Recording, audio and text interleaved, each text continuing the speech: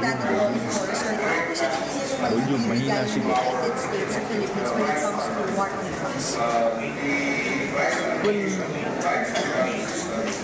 Well, technical capability. Yun man lang palagi yung yearnings natin ng iba. Sana bigyan nila tayo ng technical capability. Kasi kung turuan tayo how to deal with it, I don't think kung nagawa tayo sa kanila, iba naman yung publiko nila. Iba yung realities nila doon on the ground.